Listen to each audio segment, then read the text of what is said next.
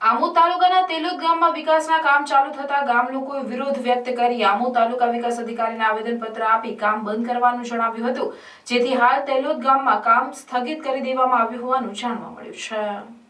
આમોદ તાલુકા વિકાસ અધિકારીને આપેલા આવેદન મુજબ ઓછણ ગામના કેતન પટેલે તેલોદ ગામને સુપરસીડ કરાવી હતી અને ગામમાં વૈમનસ્ય ઊભું કરી બે ભાગ કરી દીધા હતા।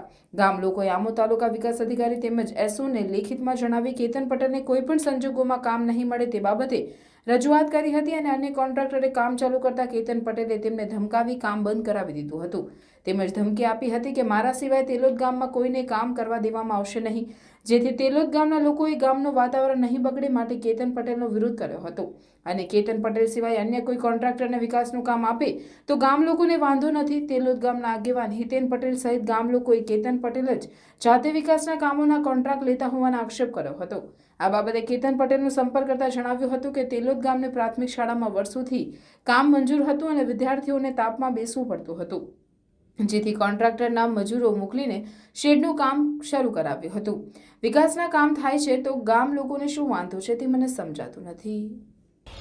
એ અમારા તેલોદ ગામની અંદર પંચાયતની અંદર સુપરસીડ કરાવનાર વ્યક્તિ કેતનભાઈ પટેલ ને તેઓને પાછું તાલુકા પંચાયતમાંથી ટીડીઓ સાહેબ વહીવટદાર બધા તરફથી એમને જ કામ આપેલ તો અમે વિરોધ દર્શાવેલ કે ભાઈ સાહેબ આ વ્યક્તિને કામ કરવાનું થતું નથી અમારા ગામમાં, જેને સુપરસીડ અમારી પંચાયત કરી છે અને એ ડીકે સ્વામીના અંગત હોવાનું અનુમાન ચાલી રહેલું છે।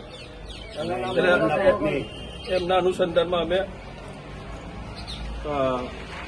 ટીડીઓસીને કામ બંધ કરવા માટેની અરજી લેખિતમાં આપેલ છે। એટલે કામ એમને કેવું કરેલું છે?